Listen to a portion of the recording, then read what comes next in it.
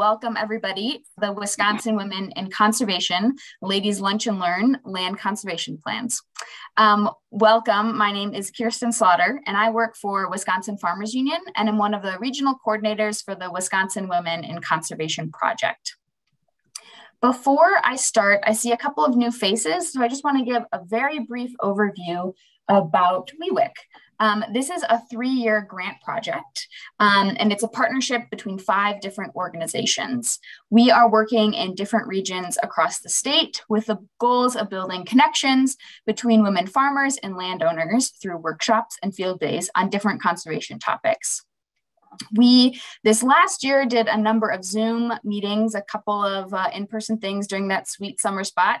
But hopefully this next year, we're looking forward to more in-person events and then, Zoom webinars to continue to share information out across the whole state. So we've just finished up the first year of our project, and we're really excited to have 2 more years together where we can gather and learn together and learn from each other. I want your help today in creating a space that's welcoming and safe to ask questions, to learn from each other and about each other. So please feel free to use the chat button to ask questions or share additional resources. As a reminder, if you move your mouse around or touch your screen, you should be able to see a button at the bottom with a chat box that you can click on that will open up that space for you to do so. At the bottom of your screen is also the microphone with the mute button and the video camera to turn your video camera on. We will ask that most people stay muted throughout today because there's so many of us on and any background noise can kind of be difficult for the speakers, but we will have some time for question and answers at the end. And before we start with the program, I just want to take a moment and acknowledge whose land we're all on due to forest removal. I am in Madison and live on Ho-Chunk land. We know that people are joining from across the state. So we really encourage you to look at this link that I just shared in the chat to figure out where you are and to get involved in current Native American-led issues. And with that, we have a really busy day and the next hour. So I want to make sure that we jump right in. We know that people are busy. This is the lunch hour. So if you, are eating lunch, we welcome you to keep your video camera on and we'll all eat lunch together as we learn for the next hour. So first up, we are hearing from landowner and WeWiC regional coordinator in the west central part of the state, Sarah George. So Sarah, I have some questions for you about your experience working with NRCS and your conservation plan. So we'll have Sarah unmute and we'll get started. So first, Sarah, can you tell us a little bit about your land and how you learned about NRCS? Absolutely. So I'm Sarah George. I'm in Pepin, Wisconsin. And I live down in a valley. I have 11.5 acres. And in this 11.5 acres, I grow fruits and vegetables. I grow fruits and vegetables here on my land, and I sell these fruits and vegetables to schools, hospitals, and restaurants. And how I got started with a conservation plan, I was doing a field day on my farm for local schools and a couple of restaurants to see kind of, it was a meet the grower field day, and they'd come out to my land. And actually, my University of Wisconsin extension agent came out to participate in that field day. And he's like, Sarah, have you ever thought about working with NRCS to get a high tunnel? And I was like, what is a high tunnel? And what is NRCS? And I didn't know anything about it. And I was surrounded by some individuals that were buyers from the products that I had, but clearly farm to school is during those shoulder seasons. So it totally made sense. Once he started connecting me, I went into the NRCS office and was able to get my first conservation plan. Ouch. But that's how it first started. Aha. And then how did I decide which programs to go for? I think that was your second question that you had just thrown in there. So when I was meeting with Mike Travis, was the individual's name that was walking my farm at the time, he had suggested that a seasonal high tunnel would help extend those seasons out so I could work with more schools in my area. And so I didn't know which way to go. But boy, when I got into the NRCS office, they were kind and compassionate. They listened. They volunteered to come walk the land with me and see what I was doing so that they understood which part of their programs would be best for us. And that was super helpful.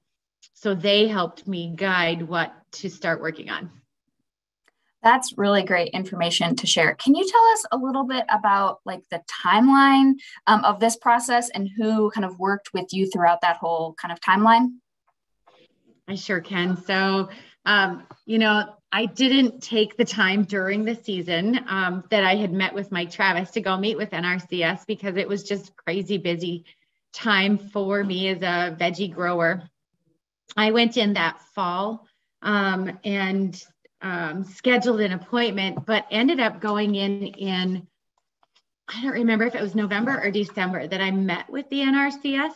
And then the contract was sent to me in April of 2015 that I was able to get my first one.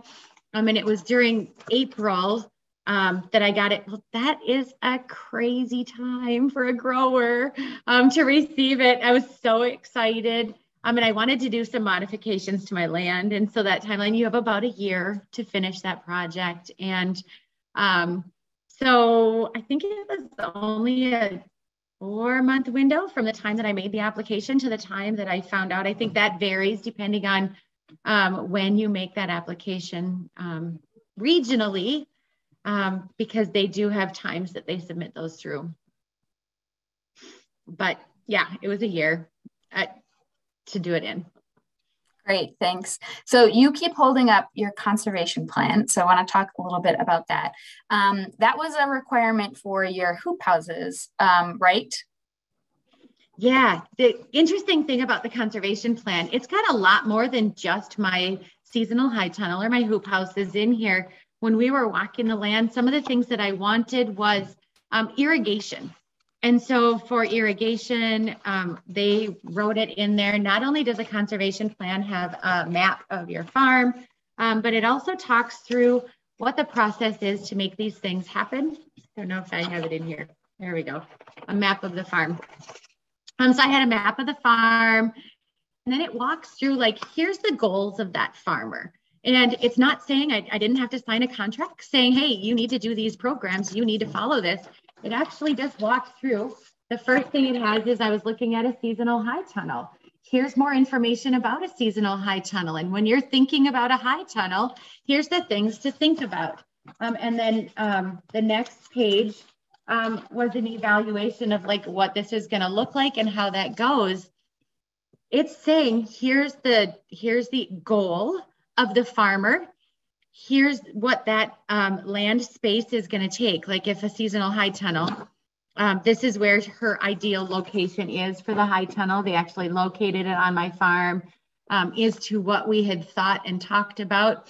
They oftentimes look at the soil to find out if cover crops are needed. For example, I have since put in cover crops, and I've gone through that with NRCS, and they came out and measured the size of the field, looked at the soil type, and they helped identify what seeds would be best to put on my land for cover crops based on what was in my soil and what was taking place. And that's so helpful. So then for me as a landowner, I can say, okay, this is what I want to proceed forward with, and this is what I'm going to hold off. It's kind of like a 3-year plan, a 5-year plan. It's not saying I have to do it. It's just like they took the info from my brain as I was walking around and put it on paper, which I appreciate. I'm kind of a list person. So it was written for you. What was the time commitment on your end in order for you to receive that conservation plan? There was a few steps in the process. So you have to sign the contract. If you do apply, so to apply for the grant through NRCS, you have to fill out some paperwork. And the first step was to work with the FSA office to get a farm ID. Which is a relatively simple process, but just don't forget that it's a step in the link here. And then you sign the contract with NRCS when you get the grant. You have a year to utilize that. An important piece here for me, I needed to come up with the funds ahead of time. And when we got approved in April, I knew we had some land work to do. So I knew I needed to go get a loan. It was about $25,000 for the work that needed on my land, not for the seasonal high tunnel, but rather for what I needed on my land. So I went to go apply for a bank loan, and I hadn't recorded my farm as a farm in the state of Wisconsin, and my bank wouldn't give me a loan for that. So thinking through what that process looks like, I needed to hire a contractor to come out and help. I had to fill in a pond. And there was a man-made pond. Have no fear, you guys. I'm not trying to be bad. This is conservation focused. So it was a man-made pond. We wanted to take that plastic out so we could put in a 100-foot-long high tunnel. And during that process, working with his timeline and NRCS timeline was hard.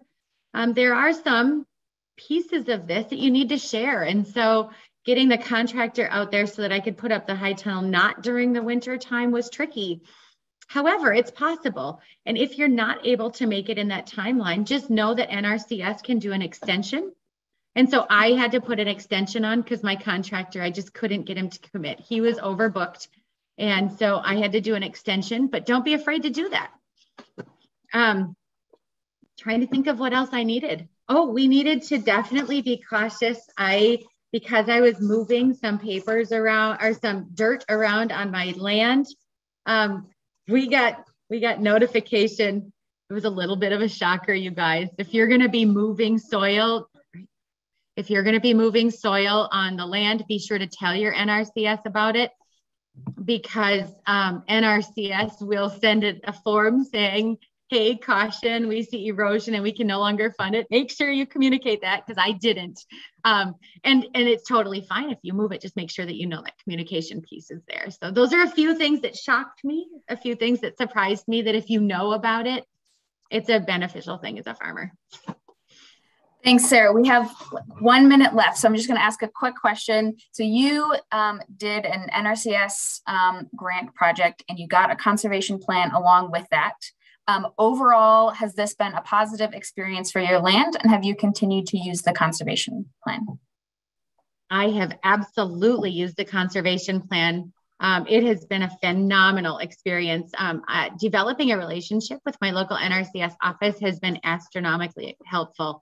I can go in there and ask questions, and I love that I have somebody to turn to that's able to say, hey, this is what you can do if you're having this situation. I can go back. We have added a whole bunch of perennials. So asking questions about those perennials, can we do this? That's been helpful. Asking questions about cover crops, like I don't know where to go get cover crops, or how do I choose which cover crops to get? That's super helpful. And so, yeah, absolutely. That relationship is super important. And it's not just about, can I get grant funding for it? Just knowing that you have somebody to turn to is really helpful. Thanks so much, Sarah. And I do want to just briefly mention, so today we're really focusing on conservation plans and working with NRCS on specific conservation practices. If that's not something that you're ready for to take that big leap right now, you can get a conservation plan through other different, county organizations, grazing organizations. We're happy to help connect you with those as well. But we also want to provide you with a lot of information of like, okay, I want to do something on my land and I want to kind of go through this process, how to do that. So that's what we're going to talk about next. I am so pleased to turn it over at this time to Betsy Doolittle, the Area Resource Conservationist at the Appleton Area Office for the Natural Resources Conservation Service, or NRCS. And here is Betsy. Okay. Hello, everybody. I'm happy to be here with you today and talk about conservation plans. And Sarah did a really good job introducing the topic, and I think she could probably just take it over and walk you through it. But I'll kind of come at it from the NRCS aspect as what we're doing as we're developing this conservation plan, I think will kind of help. So I will get to the conservation plan, but I want to walk through the whole process of what's being done up to that point so you understand that part. So of course we have a process to get to this conservation plan. We have a 9-step planning process. So this is kind of what we do in the background when we're working with a landowner. So this is illogical. It's probably something you do every day in almost every decision you make. You just don't, spell out and document each part of this process. So, for example, something as simple as I'm looking at, what am I going to make for dinner tonight? All right. I know I have dance practice from 5:15 to 6 and another kid going at 6 o'clock to wrestling practice. So I need to have something that we're going to eat separately. It needs to be kept warm. What do I have in my fridge? What do I have? What can I make quickly? What can I make in a crock pot?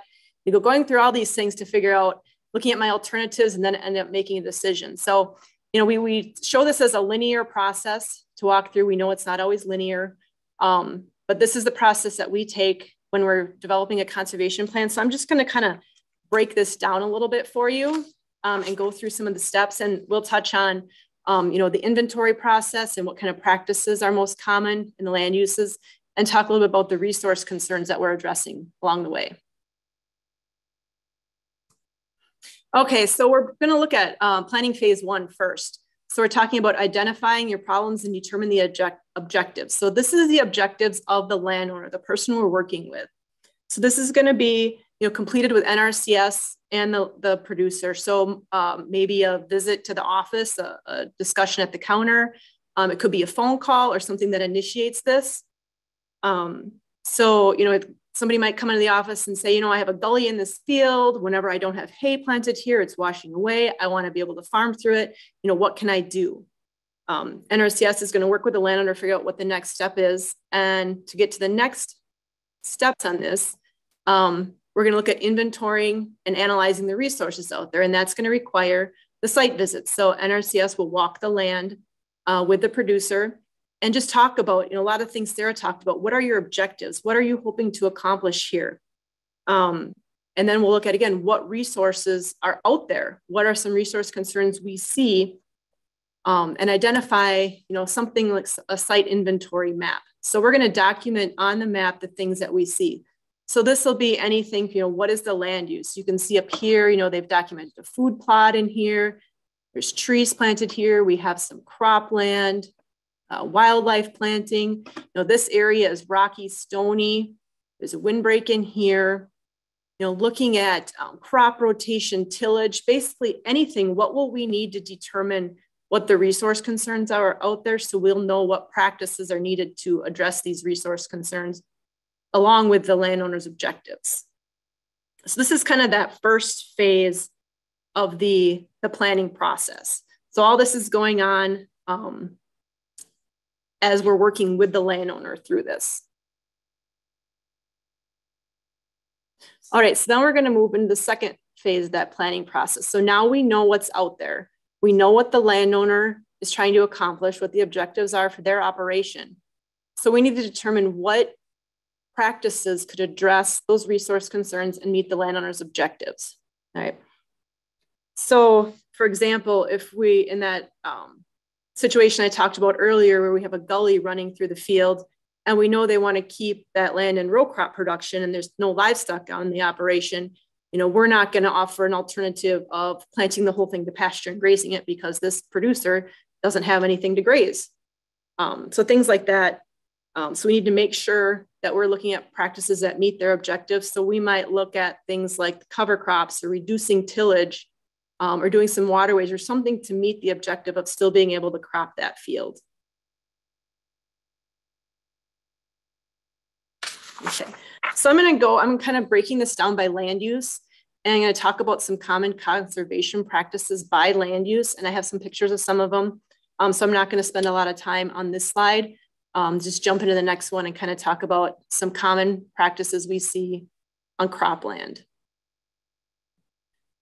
So if we're trying to address things like soil erosion, what can we do to reduce the impact of that raindrop hitting that soil, breaking it up, and sedimentation occurring where we don't want it, either at the edge of the field or into some nearby water courses. So contour farming, we're just looking at, instead of farming up and down a hill, you can see these rows just kind of wrap nicely around the hill. So this is most likely used with a soil erosion resource concern.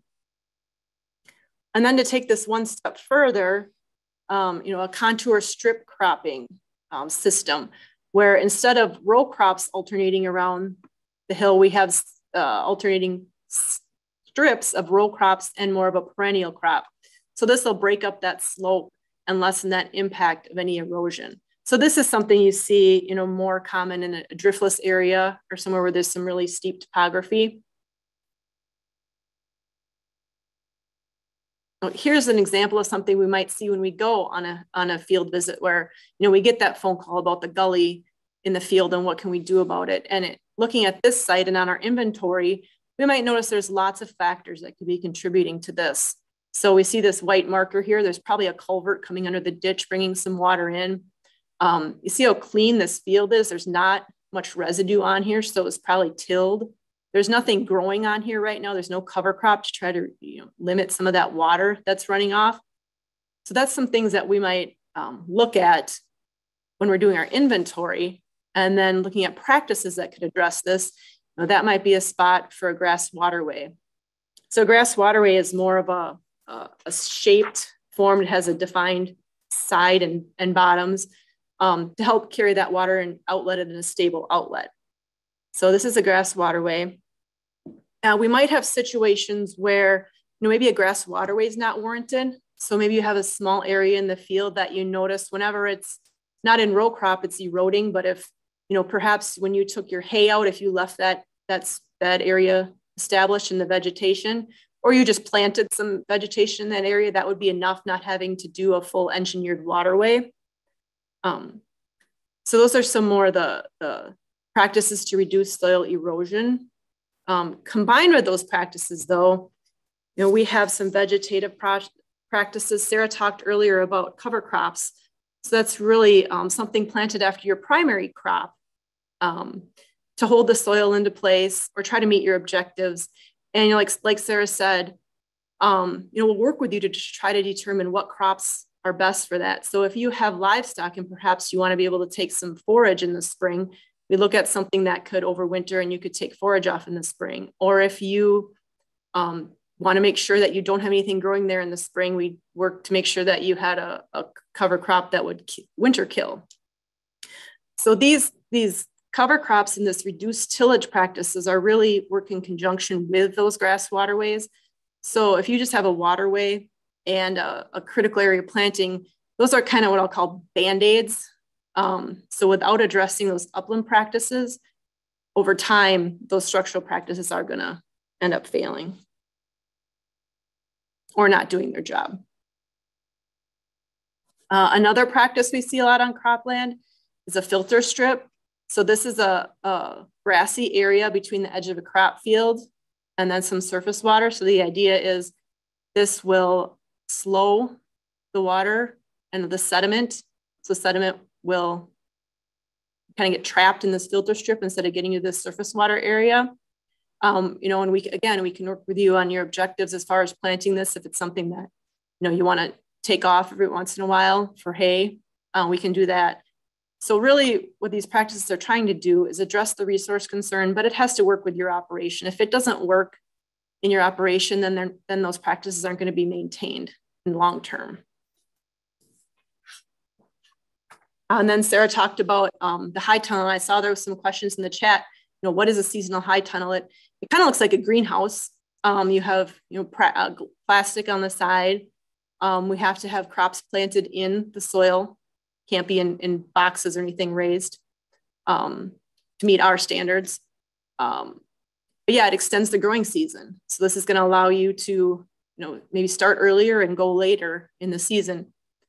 Sides can be rolled up. There's lots of different things that can be done with the high tunnel, but that's something more on the smaller scale that we see is the high tunnel. Okay, pasture. Pasture is another fun land use. There's lots of different practices we can do, and a lot of these practices are really working in conjunction with a prescribed grazing system. So we're looking at more of putting in a system where you're rotating animals through instead of leaving them in a continuous graze system. So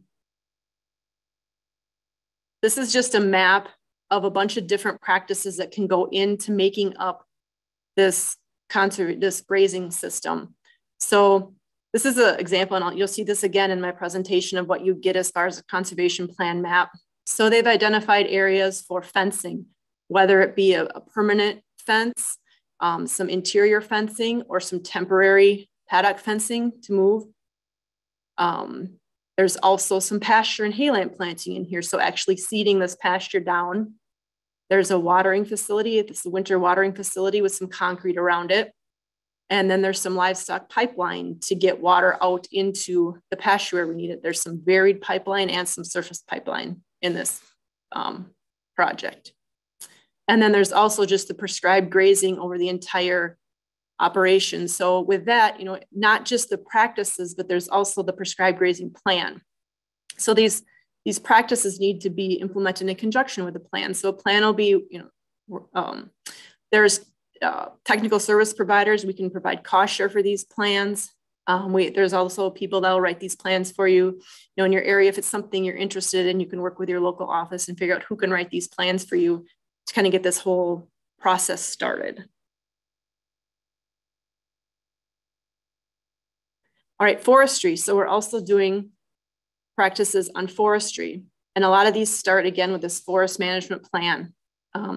Most of these practices are done in conjunction. Something is guiding. We're not just willy-nilly out there doing, you know, different practices, kind of a shotgun approach. We're trying to achieve a certain objective. So in forestry, starting with the forest management plan, it's going to identify what practices need to be done in this stand to meet the objectives.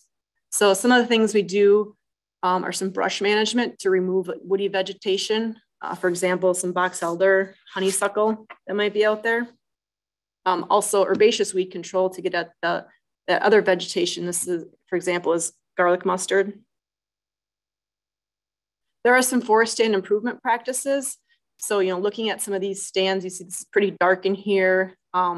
These were probably planted too close together. You can see what they look like now, but another practice could go through is do some thinning to try to make sure this doesn't end up looking like this before we get to that point. So if you have some forested acreage, there's also things that we can do there.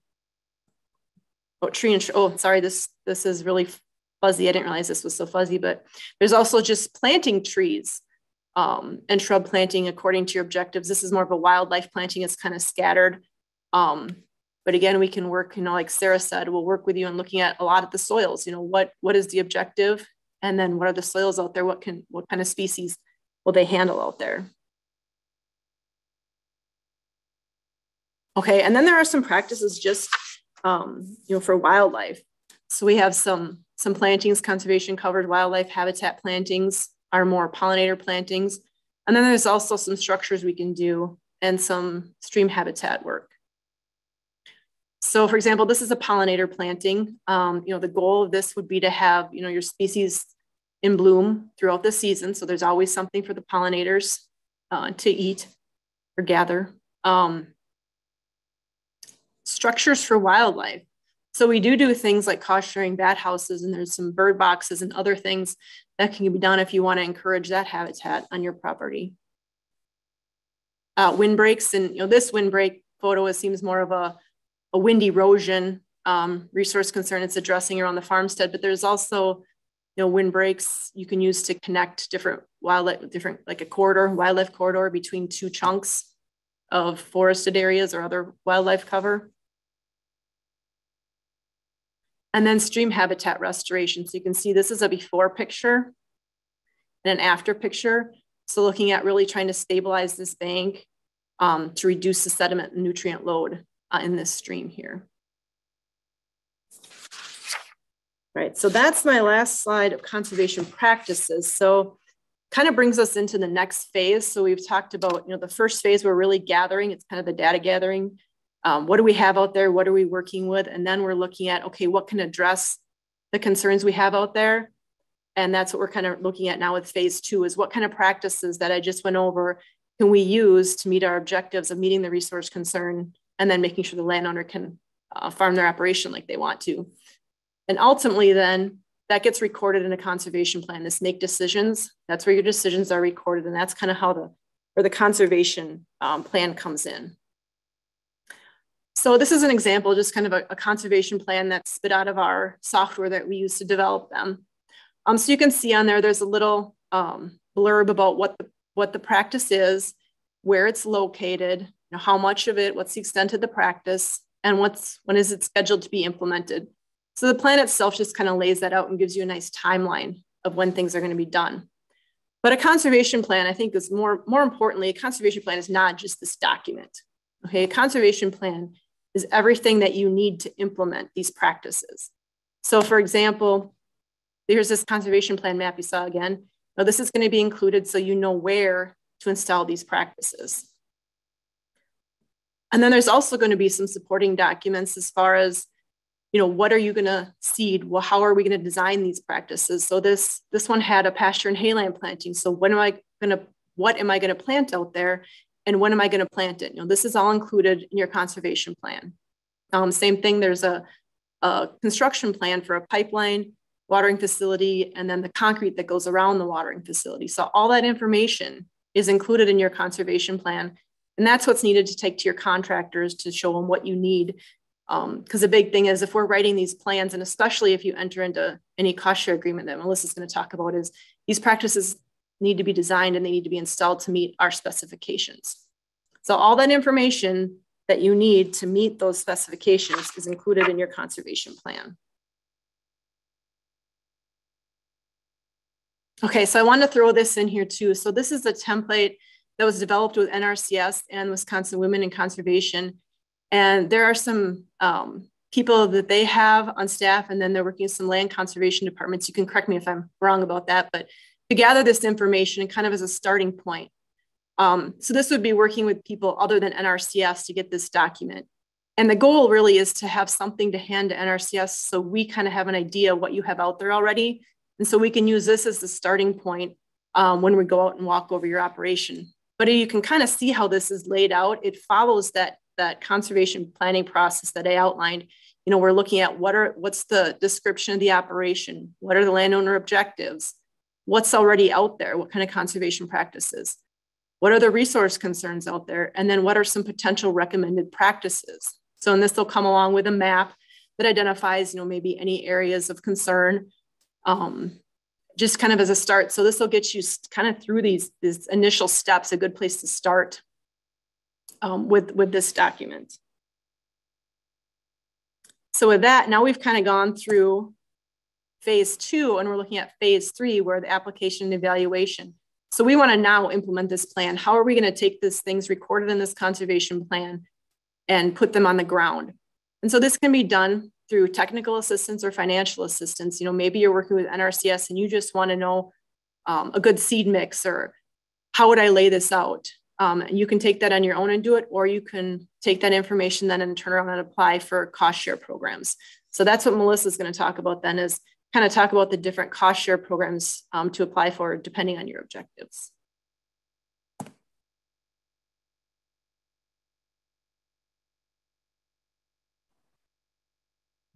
Okay, well, thank you so much, Betsy. We are now going to move on to the next presentation. Thanks so much for sharing all that information. I forgot to mention it before, but if you have any questions, please keep putting them in the chat. We'll try to get through as many as we can after this, but then any that we don't get to, we'll find answers for you and we'll share it out along with the recording after this.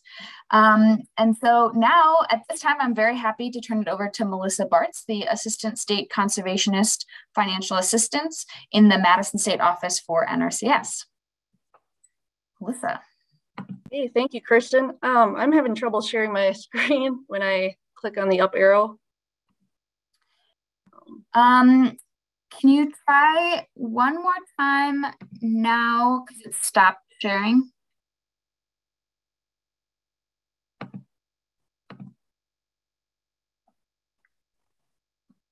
it not working? I'm getting the advanced sharing options, not the screen I need.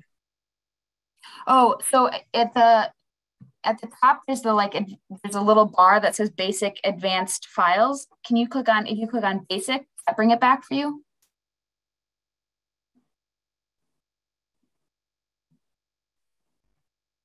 I'm not seeing it. Okay. Let me. Will you just email your presentation to me briefly, and then while I wait for that, I have a couple questions actually that Betsy, Here we go. maybe you can answer. I think. Oh, is it working? Yeah. Okay, I see it starting to come up. Perfect. Yeah, it looks great. Great. Okay, thank you. Thank you for the introduction. Like Kirsten said, I am out of the state office in Madison, and I will go through some of the programs that we offer. The Environmental Quality Incentive Program and the Conservation Stewardship Program, there are two largest programs.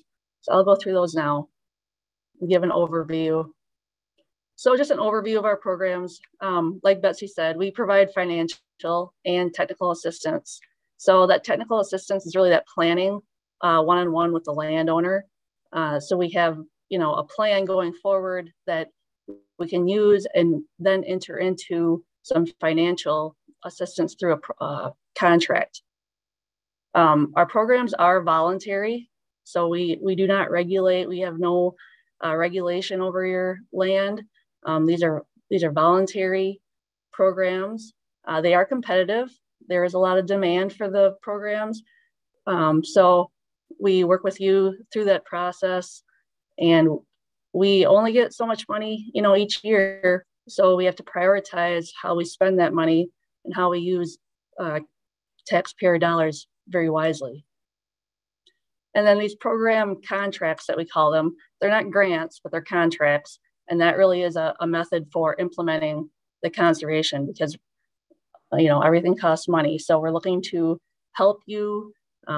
Usually we don't pay for the entire project. We try to hit that 75% or 90% cost share rate, but it can differ depending on where you're at. But we try to take some of that burden off of that producer. And now the typical process to enter into a contract or go through a program, the planning, most important part, the planning to know, what is that producer's goals, make sure that we are working on your priorities and what will be expected of that producer if they go into a contract. The application, we take applications year round for all of our programs.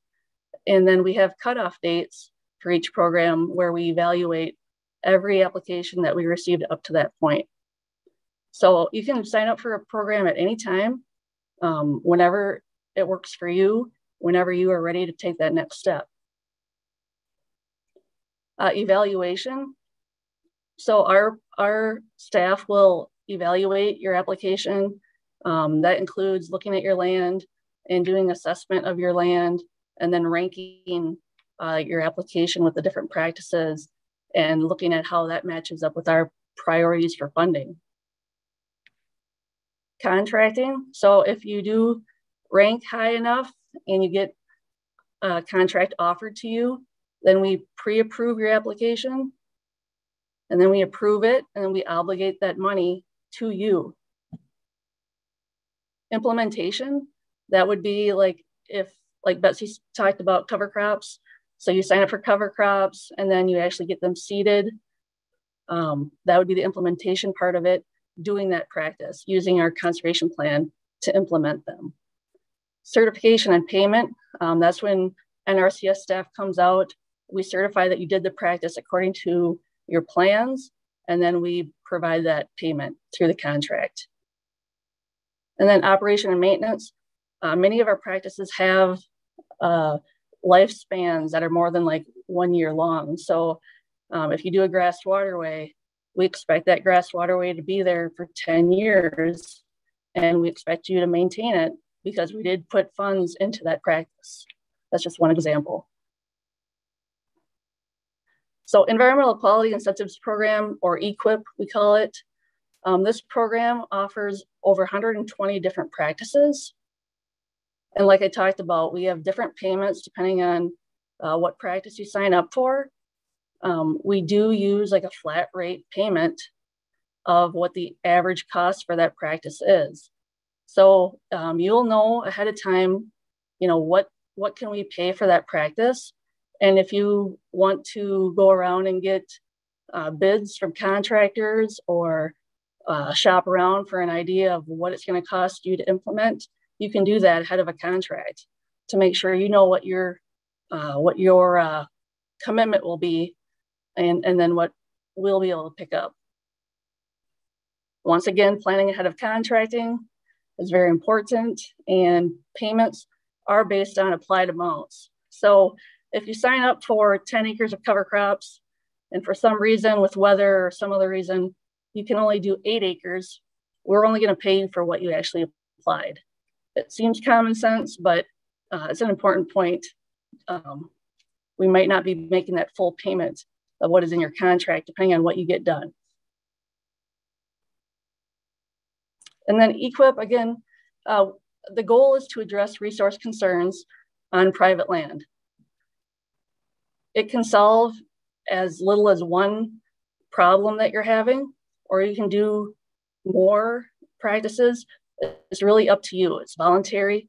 We work with you on your priorities at your speed. And then as a state, we average about 1,300 to 1,500 new contracts every year.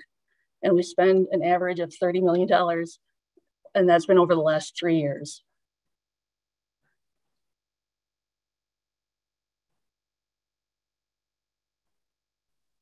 And this is one example. So ephemeral gully erosion, I know Betsy had a picture of a grass waterway in her presentation as well, but we've been doing this for a long time. This picture is not new by any means, but this is an example of a person has this one problem on this one field. They can come in and sign up to address this one issue. And that would be, we look at what's going on here, what are the different options to address it, and then give you the options and let you decide what you want to do. So then hopefully we'd be putting in something like a grass waterway to take care of that gully and expect that to be maintained for up to 10 years, just for an example. The Conservation Stewardship Program, or CSP, that's our other very popular program. And this program rewards existing conservation on your operation and then requires you to take one more step or do one more thing on your land. These are 5-year contracts, and the payments are for things that you've already done and then more things that you want to do that are in that contract. In 2020, we had over 500 contracts covering over 230,000 acres enrolled. So CSP is really like that next step. You come in and you might do a few different EQIP practices, and then when you are to that point where you've really addressed everything on your farm, CSP is really like that next step where you've taken care of things and now you're trying to enhance what you've already done. Like I said, we build upon the EQIP program through CSP, and we can offer practices, enhancements, or bundles of practices and enhancements. And then on this particular program, your entire operation would be included. So you get a payment over your entire operation, and then also a payment for the additional items that you want to do. And where and when to apply. So like I said, we don't have times where we don't take applications. We take them all the time, continuously. So it's really on your timeline when you feel like you're ready to take that next step to get into a program. And then where? You want to find your local service center. So we have service centers in most counties, and a good place to go is our Wisconsin website. And here you can, up here on this local service centers, you can click on that and find the location of where you're serviced by.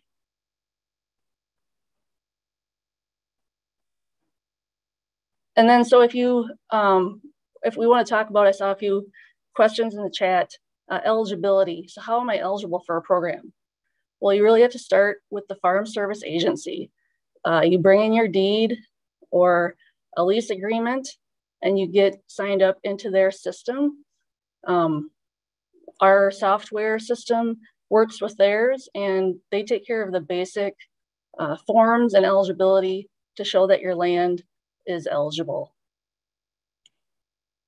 And then what we were trying to do with EQIP and CSP is really improve working lands. So it's not really about retiring your land like a set-aside program, but it's really enhancing working farms. Expectations of participants, just a heads up, you want to be a decision maker. We're going to be planning and giving you options. If you want to keep it moving forward to a contract, you'll have to make some decisions, and there won't be any pressure, but we really can't take that next step until, decisions are made along the way. And these are contracts. So if you do get behind, like Sarah said, we can do a modification to the contract. We can extend it anytime there's anything out of your control that comes up that was unforeseen. We can work with you on that. So don't be afraid of that, but just know it's not a grant. We have a schedule and we want to try to keep that. And then just have realistic expectations. It requires time and financial commitment as well. So just being patient with us, and we'll be patient with you, but it does take a commitment. And then communication is the most important. Just letting us know if things come up, or what's going on, if things aren't going as you planned, and we can try to work it out. And that's my last slide.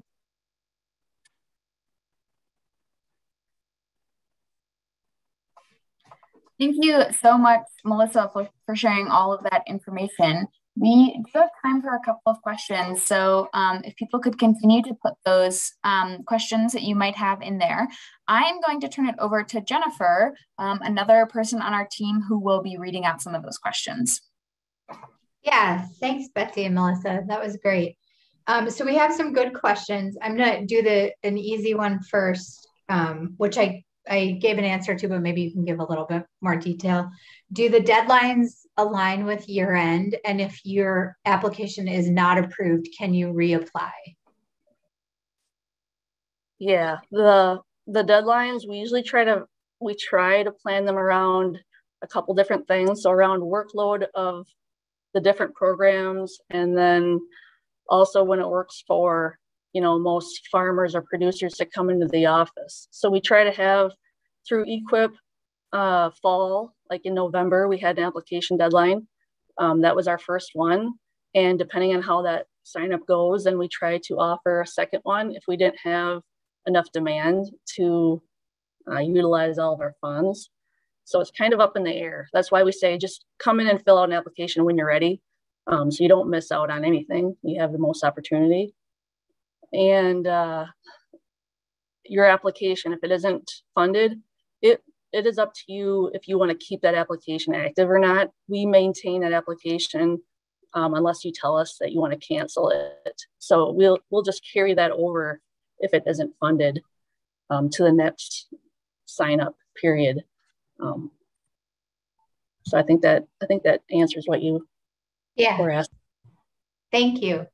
So this is a little bit more in detail. Is there a minimum acreage for forest FMP, and is that integrated into your conservation plan?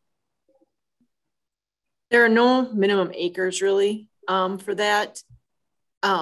It's a component plan, so it's kind of part of your conservation plan. It's really focused on that forest land use, so it's a different plan. It would look different than the conservation plan I showed you. If you're familiar with, or if you have maybe an MFL plan, it would look a lot like that. But it would really do a lot of inventory specific to that forested site, and then talk about practices you could implement in order to meet your objectives. And so we'd take the information that is in that forest management plan, and then we would use that to contract practices for that land use. Yeah, that makes sense. So not kind of related, I guess. There's a question about wanting to know a little bit more about how windbreaks can be used with native tree species to increase wildlife habitat and create corridors for wildlife. Can you talk about that? Sure. I misspoke a little bit on it. So I've been working with corridors in another program. So I have this wildlife corridor in my head with CRP, but really windbreaks are really at soil erosion. But that being said, there's no reason we can't use native species in that wind erosion. We do have a list basically by county and soil type to look at, what species will do best in that landscape. So that's what we would use to start picking species. So we could start with that whole list and then start picking, shrubs and trees off that. If you're really looking at the wildlife objective, make sure we have some fruit bearing and stuff like that, or some berries and that kind of thing. So yeah, I didn't quite say that right. Windbreak is really more for wind erosion. Wildlife's a secondary benefit, but we could definitely design it to meet that objective. Awesome. So sorry about that confusion. No, I mean, that's what we're doing here. One of the questions was, is there a technical support from NRCS? Like, say you want to do conservation, but there's so many choices. What do I do? And sure. So that kind of lends to that too. And then we're looking for a list. Is there a list of species for windbreak plantings? There is. Let me see if I can find the link. I'll find, it's not specific to windbreak. It's more specific to a tree species that'll do well in that area. I'll try to post that in the chat. Yeah. Well, that's what I have for questions from the chat. Do we want to open it up, Kirsten? I know we're getting close to the hour. Yeah, I think maybe because we're getting so close, I think we'll start the wrap up process. But if you have any additional questions, keep putting them in the chat, because again, we can find answers for you for those afterwards, and we'll send them out with the resources.